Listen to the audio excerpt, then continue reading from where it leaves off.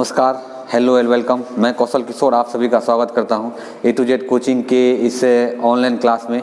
मित्रों, जैसा कि आप सभी जानते हैं, आज मैं आप लोगों के लिए फिर से एक नया वीडियो लेकर आ चुका हूं। और वीडियो शुरू करने से पहले मैं अपने सारे व्यूअर्स से मैं कहना चाहता हूं कि इस वीडियो को अपने अपने ग्रुप्स में शेयर कर दें, है ना, और लाइक कर दें। और यदि आप अभी तक सब्सक्राइब नहीं किए हैं तो नीचे में रेड कलर का सब्सक्राइब बटन दिख रहा होगा, वीडियो के नीचे में उसको सब्सक्राइब कर दें, लाइक कर दें।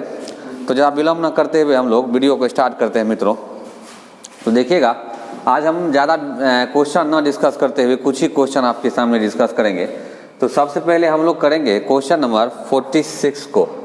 क्वेश्चन नंबर 46 आप लोग देख पा रहे होंगे मित्रों। क्वेश्चन नंबर 46 है कि खोजपूर्ण प्रश्न विद्यार्थियों को खोज करने में सहायता करता है। बिल्कुल सही है ना। विभिन्न प्रकार के खोजपूर्ण प्रश्न पूछे जा सकते हैं। निम्न में से कौन सा अच्छा खोजपूर्ण प्रश्न नहीं है, यहाँ नहीं पूछ रहा है। पहला ऑप्शन है कि क्या आप ऐसे त्रिभुज बना सकते हैं जो समकोण और समद्विबाहु त्रिभुज हो। क्या आप त्रिभुज शब्द का प्रयोग किए बिना समबाहु त्रिभुज का वर्णन कर सकते हैं। क्या सभी विषमबाहु त्रिभुज न्यूनकोण त्रिभुज हो सकते हैं, व्याख्या कीजिए। क्या आप ऐसे त्रिभुज का निर्माण कर सकते हैं जिनमें कोणों का योग 180 डिग्री से अधिक हो। इसका राइट आंसर लगाएंगे। जितने स्टूडेंट्स हैं, व्यूअर्स हैं, इसका राइट आंसर लगाएंगे। तो चलिए इसका राइट आंसर कर लेते हैं मित्रों। इसका राइट आंसर होगा ऑप्शन नंबर सी। अब ये क्यों आंसर होगा ये देखिए, यहाँ पर कह रहा है हमसे, क्या पूछा जा रहा है हमसे, तो हमसे पूछा जा रहा है खोजपूर्ण प्रश्न, यानी यह प्रश्न बच्चे को खोजने के लिए प्रेरित करेगा। किस चीज के लिए मित्रों? खोजने के लिए, है ना। इस प्रकार का प्रश्न खोजने के लिए प्रेरित करेगा। तो जो प्रश्न खोजने के लिए प्रेरित करेगा उन्हें हमने इसमें छांट लेना है, बाकी जो बचेगा वो नहीं करेगा। तो अब बताइए, क्या आप ऐसी त्रिभुज बना सकते हैं जो समकोण समद्विबाहु हो? बिल्कुल बना सकते हैं। ये क्या करेगा? बच्चे को खोजने के लिए प्रेरित करेगा कि ये दोनों भुजा क्या है, बराबर है ना। ये बच्चे को क्या करेगा? खोजने के लिए प्रेरित करेगा। क्या आप भुजा शब्द का प्रयोग किए बिना समबाहु त्रिभुज का वर्णन कर सकते हैं? ये भी बच्चे को खोजने के लिए प्रेरित करेगा। और अगला है कि क्या सभी विषमबाहु त्रिभुज न्यूनकोण त्रिभुज भी होते हैं, व्याख्या कीजिए। ये भी क्या करेगा? ये व्याख्या कीजिए। जहां भी व्याख्या करने की बात आएगी मित्रों, तो जो भी चीज व्याख्या करने की है वह खोजपूर्ण प्रश्न जो है वह नहीं हो सकता है। व्याख्या करने वाले प्रश्न जो होते हैं खोजपूर्ण प्रश्न नहीं हो सकते हैं। वीडियो की लाइट क्वालिटी ठीक है? यदि लाइट क्वालिटी ठीक नहीं है तो लाइट क्वालिटी को हम लोग ठीक कर सकते हैं। थोड़ा सा लाइट क्वालिटी मैं बढ़ाने का प्रयास करूंगा। चलिए आगे हम लोग देखते हैं। आगे है क्वेश्चन नंबर 47। क्वेश्चन नंबर 47 थोड़ा कट रहा है, दिक्कत नहीं है। क्वेश्चन नंबर 47 हमारे पास है और 47 कह रहा है कि नीचे दी गई आकृति विद्यार्थियों के निम्न में से क्या समझने में सहायता करती है। ये नीचे जो आकृति दी गई है, यह आकृति, ये दोनों आकृति विद्यार्थियों को क्या समझने में सहायता करती है। पहला ऑप्शन है हमारे पास, देखिएगा मित्रों, परावर्तन। दूसरा है सर्वांग समता, और तीसरा है अपवर्तन, और चौथा है स्थानांतरण। अब बताइएगा, एकदम इजी है, एकदम लगा दीजिए इसका आंसर। तो मित्रों, दोस्तों, इसका राइट आंसर होगा परावर्तन, क्योंकि इसके माध्यम से हम इसका उल्टा प्रतिबिंब ही तो देख रहे हैं, इसीलिए इसका राइट आंसर मित्रों क्या हो जाएगा? परावर्तन। चलिए आगे देखते हैं। हम कह रहा है क्वेश्चन नंबर 48 है कि रूना से 354 में 89 जोड़ने के लिए कहा जाता है, और वह इसे इस प्रकार जोड़ती है। देख लीजिए किस प्रकार जोड़ रही है रूना, इस प्रकार जोड़ रही है वह, इस प्रकार जोड़ रही है वह। तो क्या बताइए कहाँ वह गलती की है, उसकी समस्या क्या है, यही हमसे पूछा जा रहा है। आपने देख लिया। चलिए अब जरा समस्या को देख लेते हैं कि उसकी समस्या क्या है इस प्रकार की गलती में।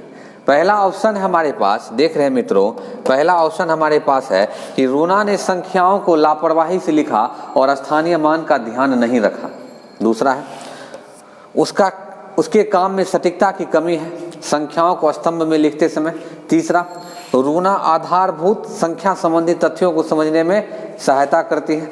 और चौथा, रूना जो है दृश्यात्मक प्रक्रिया नहीं कर सकती है। चार ऑप्शन है, राइट आंसर लगाएंगे मित्रों। दोस्तों, साथियों, माता एवं बहनों, इसका राइट आंसर हो जाएगा हमारे लिए, क्या हो जाएगा? तो देखिएगा इसका राइट आंसर हो जाएगा ऑप्शन नंबर बी।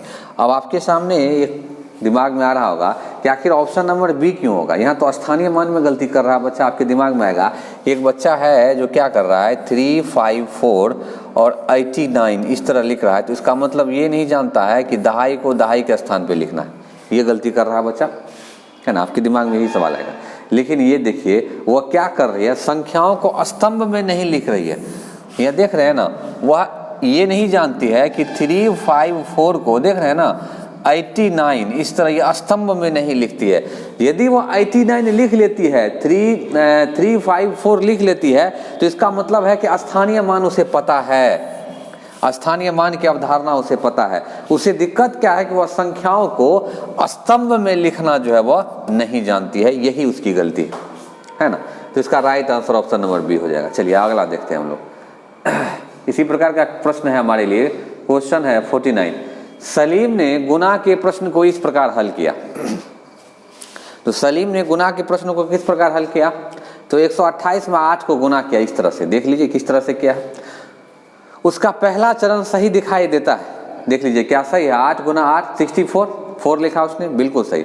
उसने कहाँ गलती किया, उसने कहाँ गलती किया, उसे पहाड़े अच्छे तरीके से याद नहीं है। उसे 8 का पहाड़ा याद है लेकिन उसने ध्यान से काम नहीं किया। उसने गुना करने से पहले हासिल जोड़ लिया। सलीम के आधारभूत तथ्यों को समझने में समस्या हो रही है। आप जरा बताइए क्या गलती किया उसने, राइट आंसर लगाइए इसमें। तो मित्रों दोस्तों इसका राइट आंसर कर लेते हैं सब। इसका right answer option number C हो जाएगा। अब सी इसका राइट आंसर क्यों होगा ये जरा समझते हैं, आप खुद समझिए। यहाँ पर उसने क्या किया, 8 और 8 को गुना करके 64 का 4 उसने लिखा, यानी 128 को 8 से गुना करने के लिए 8 और 8 का क्या लिखा उसने 64 होता है ना। 64 का उसने 4 लिखा, कोई दिक्कत नहीं। फिर हमारे पास 6 जो बचा वो उसने क्या किया, यहाँ पर इस 2 में उसे जोड़ दिया, तो 6 2 कितना 8 हुआ। फिर 8 और 8 को गुना करके क्या किया उसने 64 का 4 लिखा, और बच गया हमारे पास क्या, फिर 6 बचा। फिर 6 को इसने जोड़ा, 6 1 7 हुआ, और 7 को 8 से गुना करके उसने 56 लिखा। मतलब ये हुआ कि क्या किया उसने, हासिल को पहले ही ऊपर वाली संख्या में जोड़ दिया। गलती उसकी ये हुई है ना। ना तो पहाड़ा याद है ना आधारभूत तत्व, गुना सब करने आता है उसे, सब कुछ आता है, लेकिन ये नियम पता नहीं है ना, कि हासिल को पहले नहीं जोड़ना है, गुना करके जोड़ना। Right answer option number C हो जाएगा। चलिए अगला क्वेश्चन है, कक्षा 1 के विद्यार्थियों को 20 तक की गिनती के लिए खाली स्थान भरने का कार्य दिया गया। इस कार्य के लिए मापन का निर्देशन क्या होना चाहिए। 1 से लेकर 20 तक की गिनती के लिए खाली स्थान भरने का काम दिया गया। इस कार्य के लिए मापन का निर्देशन क्या होना चाहिए। राइट आंसर लगाएंगे मित्रों दोस्तों। पहला है 20 तक की संख्याओं में खाली स्थान को भरे। दूसरा है बिना किसी गलती के 20 तक गिनते हुए अंकों को भर सकते हैं। तीसरा है 20 तक सभी संख्याओं को लिख सकते हैं। और चौथा है सभी खाली स्थान में संख्याएं भर सकते हैं। अब यहाँ पर किस तरह का कार्य कराना है हमको, 20 तक की गिनती के लिए खाली स्थान भरने का कार्य दिया। इस कार्य के लिए मापन का निर्देशन क्या होना चाहिए, मतलब किस प्रकार का प्रश्न आप पूछिएगा इस चारों में से। तो आप बताइए, आप कभी ये नहीं चाहिएगा कि हमारा बच्चा लिखते समय क्या करे, गलती करे, है ना, कभी नहीं देखिएगा बिना किसी गलती के। आप हमेशा सोचिएगा कि छात्र गलती न करे। बिना किसी गलती के 20 तक गिनते हुए सभी अंकों को भर सकते हैं, ये राइट आंसर होगा। 20 तक के संख्याओं को खाली स्थान में भरें, ये भी सही है। 20 तक की सभी संख्याएं लिख सकते हैं, ये भी सही है। जब ये कहेगा लिख सकते हैं तो उसका मन हो गया वो नहीं भी लिखेगा, है ना। और क्या खाली स्थान में क्या है, खाली स्थान में संख्याएं भर सकते, तो कुछ भी भर देगा वो। 20 तक की संख्याओं को खाली स्थान में, यहाँ भी क्या लिखा आपने, भर सकते हैं। मतलब आप सकते का मतलब ध्यान दीजिएगा, आपने उसे किसी भी प्रकार का जोर नहीं डाला है इस चीज के लिए, नॉर्मली पूछा है आपने उससे। लेकिन इस प्रश्न में क्या क्या है, आपने बिना किसी गलती की यानी उसके दिमाग पे जोर डलवाया है। तो मापन का निर्देशन यही होना चाहिए। मापन हमेशा, मापन और मूल्यांकन, मापन जो क्लास में हम बच्चों के ज्ञान का पता लगाने के लिए करते हैं उसी को मापन कहते हैं। अगला क्वेश्चन देखते हैं,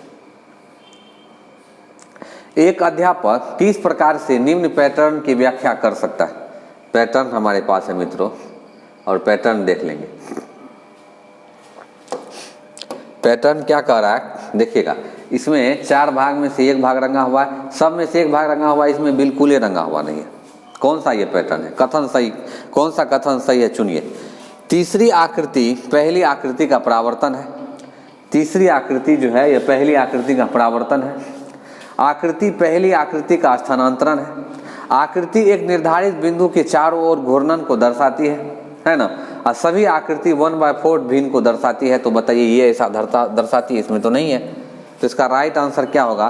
तो right answer option number C होगा। और ये क्यों होगा ये जरा देख लेते हैं कि ये केंद्र बिंदु के चारों तरफ घूमते हुए चीज़ों को दर्शाती है।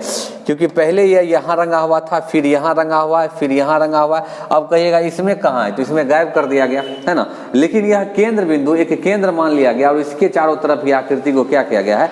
घुमाया गया है। चौथे आकृति को छोड़कर हम यदि बात करें तो ये केंद्र बिंदु के चारों ओर ही घुमाने का प्रयास किया गया है। ठीक है, चलिए आगे बढ़ते हैं हम लोग। आगे मित्रों क्वेश्चन नंबर 52 है कि एक अध्यापक ने विद्यार्थियों को गणितीय मकड़ी के रूप वाले प्रश्न को हल करने के लिए कहा। इस गतिविधि का क्या उद्देश्य है? गणितीय मकड़ी के रूप वाले प्रश्न को हल करने के लिए कहा है। किसने? एक अध्यापक ने। अब बताइएगा मित्रों कि क्या इस प्रकार के प्रश्न में एक ही चीज को दर्शाया गया है बार बार? 8 को 3 से गुना करेंगे तो क्या आएगा? 24। 8 को कितना से गुना करेंगे तो 24 आएगा। 6 को कितना से गुना करेंगे तो 24 आएगा, है ना। 2 को कितना से गुना करेंगे तो 24 आएगा। 12 और 2 24 होता है। 1 को कितना से गुना करेंगे तो 24 आएगा। 24 गुना 1, मतलब ये एक प्रकार का खेल आयोजित किया है उसने 24 प्राप्त करने के लिए। 24 को प्राप्त करने के लिए एक प्रकार का खेल आयोजित किया है। तो प्रश्न पूछा जा रहा है यह गतिविधि का मुख्य उद्देश्य क्या है? इस प्रकार गतिविधि क्यों करते हैं? एक दी गई संख्या के गुणात्मक गुणनखंड बनाने का अवसर पर बल देना। देखिए पहला है विद्यार्थियों को संकल्पना का मूल्यांकन करना, विद्यार्थियों की संकल्पना का मूल्यांकन करना, अपनी गणितीय कक्षा को आनंदमय आनंददायक बनाना और विद्यार्थियों की गुणा की क्रमचयी विशेषता को समझाने का सहायता करना। क्रमचयी मतलब कि एक क्रम में यदि एक संख्या प्राप्त करना है तो एक क्रम में हम 2 संख्याओं का गुणा करके प्राप्त कर सकते हैं, अलग अलग भिन्न संख्याओं को। क्या कर रहा है वो? अब एक संख्या प्राप्त करने के लिए इतनी सारी संख्याओं का हेल मेल करना, यह क्या कहलाता है? अपनी गणितीय कक्षा को वह क्या कर रहा है? आनंदमयी बना रहा है। अब अपनी कक्षा को आनंदमयी, यहाँ पे गुणनखंड क्यों नहीं कर सकते हैं? क्योंकि 24 के लिए आप 2 गुना 12 भी कर सकते हैं, 6 गुना 4 भी कर सकते हैं, 8 गुना 3 भी कर सकते हैं। तो ये गुणनखंड क्यों नहीं हुआ इसका? क्योंकि यहाँ पर बल देने की बात हो रही है, बल नहीं दे रहे हैं, उसे आनंदमय तरीके से खेल खेल में सिखाने का प्रयास कर रहे हैं। इसीलिए इसका जवाब क्या हो जाएगा? Option number C is the right answer मित्रों। चलिए आगे बढ़ जाते हैं। क्वेश्चन है हमारे पास क्वेश्चन नंबर 53। गणितीय कक्षा में पढ़ने वाली बाला बिना रुके हुए 1 से 100 तक गिनती कर सकती है, लेकिन उसे 2 संख्याओं के बीच तुलना करने में कठिनाई होती है। उसकी अनुक्रियाएं प्रायः गलत होती है, इसका क्या कारण हो सकता है? उसकी अनुक्रियाएं प्रायः गलत होती है, उसका क्या कारण हो सकता है? देखिएगा पहला ऑप्शन है बाला ने संख्याओं को लिखने का अभ्यास नहीं किया। दूसरा ऑप्शन है वह संख्याओं और उनसे संबंधित परिमाण को नहीं समझती है। तीसरा है संख्याओं की तुलना करना कक्षा 3 में सिखाना चाहिए। और चौथा है कि लड़कियां प्रायः गणित में कमजोर होती है। एकदम राइट आंसर लगाइए इसका, एकदम बहुत ईजी है, तुरंत लगाइए राइट आंसर। तो क्या है देख लीजिएगा, कक्षा 2 में पढ़ने वाली बाला बिना रुके हुए 100 से 100 तक गिन लेती है, लेकिन उसे 2 संख्याओं के बीच तुलना करने में कठिनाई होती है।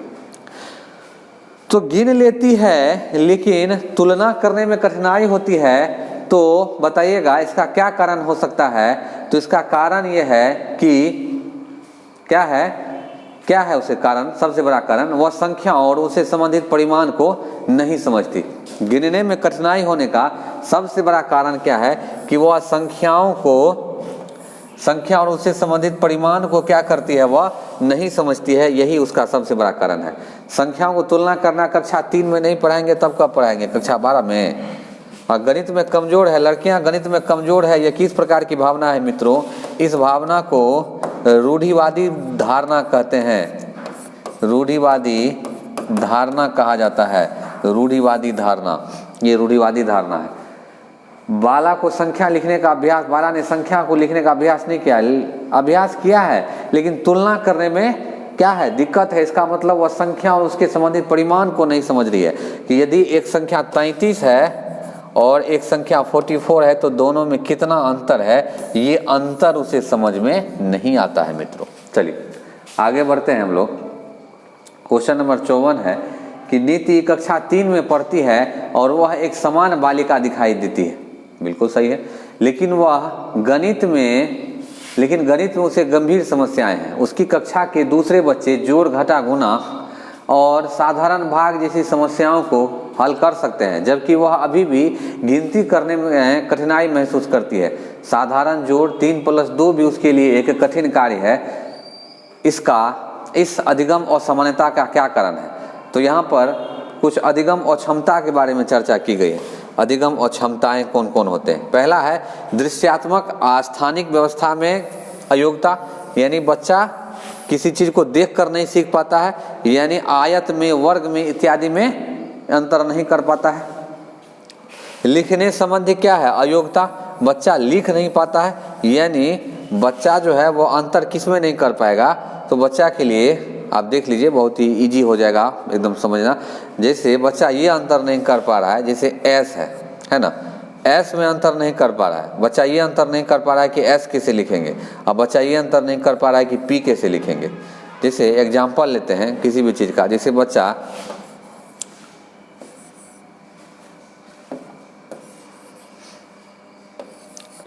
एस और डब्लू इन दोनों शब्दों में अंतर नहीं कर पा रहा है बच्चा, तो इसका मतलब है उसके कौन सी अयोग्यता है? उसे डिसग्राफिया है, यानी ग्राफिकल मिस्टेक, समझने में दिक्कत हो रही है उसे। कलन संबंधी अयोग्यता, गिनती संबंधी, कलन का मतलब होता है गिनना, कलन संबंधी अयोग्यता, इसको डिसकैलकुलिया कहते हैं। तो आप देखिएगा कि एक बच्ची है जो कि क्या कर रही है कि समान दिखाई देती है, लेकिन जोड़ घटा गुना भाग, ये जोड़ घटा गुना भाग में उसे दिक्कत है। इतना ही नहीं, 3+2 को जोड़ने में भी दिक्कत है। इसका मतलब कैलकुलेशन में दिक्कत है मित्रों, इसीलिए right answer option number C हो जाएगा, डिसकैलकुलिया। पढ़ने संबंधी आवश्यकताओं को, यदि बच्चा किताब को ठीक से नहीं पढ़ पा रहा है तो उसको हम लोग डिसलेक्सिया कहते हैं। आगे देखेंगे क्वेश्चन नंबर 55 है, इसी तरह का सेम क्वेश्चन है कि रोहित एक उत्कृष्ट पाठक है और उसकी वर्तनी अच्छी है। वह आसानी से तथ्यों को याद कर लेता है और सुनने में उसका ध्यान बहुत अच्छा है। वह पढ़ना पसंद करता है लेकिन उसकी लिखाई खराब है। वह गणित से घबराता है। वह ड्राइंग, कला के कार्यों और स्थानिक व्यवस्था करने में कठिनाई महसूस करता है। रोहित को इनमें से कौन सी अधिगम संबंधी समस्या है? देख लीजिएगा, वह एक उत्कृष्ट बालक है, उसका वर्तन ही अच्छा, मतलब स्पेलिंग अच्छा है, वह आसानी से तथ्यों को याद भी कर लेता है, सुनने में उसका ध्यान बहुत अच्छा, सब कुछ अच्छा, पढ़ना पसंद करता है, लेकिन लिखावट गलत करता है वो। तो आप बताइए, लिखने संबंधी और क्षमता को अभी तुरंत डिस्कस किए थे, राइट आंसर लगा दीजिए इसका तुरंत। तो लिखने संबंधी अक्षमता को हम लोग क्या डिसग्राफिया कहते हैं, जिसमें भी मैंने अभी आपको बताया था कि एस और डब्लू में यदि बच्चा अंतर नहीं कर पाए, ए और डी में बच्चा अंतर नहीं कर पाए, है ना, तो इसको क्या कहते हैं हम? इसको डिसग्राफिया कहते हैं। डिसकैलकुलिया किसे कहते हैं? बच्चा जोड़ घटाव में गलती करेगा, है ना, बच्चा क्या करेगा? तो जोड़ घटाव में गलती करेगा, तो उसे हम लोग क्या कहते हैं? डिसकैलकुलिया। दृश्यात्मक स्थानिक संगठन में अयोग्यता, है ना, ये नहीं होगा। डिसलेक्सिया पठन संबंधी विकार है। आगे देखते हैं, NCF की 2 मान्यताएं। सभी विद्यार्थी गणित सीख सकते हैं, बिल्कुल सही, और सभी विद्यार्थियों को गणित सीखने की जरूरत है, ये भी सही है। को निम्न में से किसके द्वारा प्राप्त किया जा सकता है? सभी प्रकार के विद्यार्थियों को पढ़ने और उनके योग्यता के अनुसार उनका मूल्यांकन करने के लिए अध्यापक को प्रशिक्षण प्रदान करना चाहिए ताकि कई विद्यार्थी अनुत्तीर्ण न हो, ताकि कोई विद्यार्थी अनुत्तीर्ण न हो। पहला है, चारों ऑप्शन को देख लेते हैं हम लोग।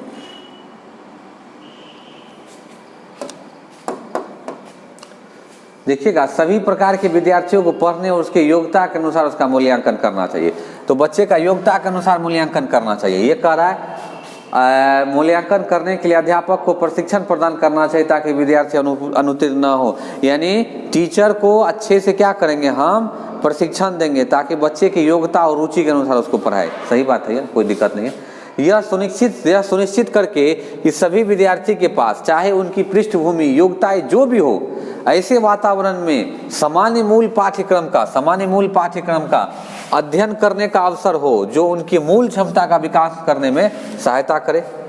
तीसरा देखिएगा, कमजोर विद्यार्थियों को अतिरिक्त कक्षाओं के माध्यम से अभ्यास प्रदान करना और उन्हें दोगुना गृह कार्य देना। लड़के लड़कियों, होशियार और कमजोर बच्चों के लिए अलग अलग पाठ्यक्रम होना। जल्दी आंसर लगाइए इसका क्या होगा। तो मित्रों, दोस्तों, माता एवं बहनों, जितने मेरे साथी हैं सब जान लीजिए कि राइट आंसर इसका हो जाएगा ऑप्शन नंबर बी। अब option number B right answer क्यों होगा? क्योंकि यदि आप बच्चे की योग्यता के अनुसार उसका मूल्यांकन कर रहे हैं तो ये गलत कर रहे हैं आप। एक शिक्षक है, आपको ये ध्यान देना चाहिए कि चाहे बच्चे की पृष्ठभूमि कैसी भी हो, कमजोर हो, तेज हो, कैसी भी हो, है ना, ऐसे वातावरण का निर्माण कीजिए आप जिसमें सामान्य मूल पाठ्यक्रम, जो पाठ्यक्रम आपको मिला है पढ़ाने के लिए, उसका अध्ययन कराने का अवसर हो और उनकी क्षमता, यानी यहाँ पर छात्रों की पूर्ण क्षमता का विकास हो। मतलब चाहे बच्चा जिस भी स्थान से आए, चाहे जहाँ से भी आए, उसे ऐसा माहौल दीजिए कि वह बेहतर ढंग से सीख सके। यही तो एनसीएफ 2005 का कहना है कि सभी बच्चों के लिए, सभी के लिए शिक्षा प्रदान करनी है। राइट आंसर भी। चलिए अगला देखते हैं। अगला क्वेश्चन है हमारे पास, क्वेश्चन नंबर 57। एक विद्यार्थियों को निम्न संख्याएं लिखने को कहा जाता है: 308, 541, 111। उसने संख्याओं को इस प्रकार लिखा: 3008, 5041, 1011।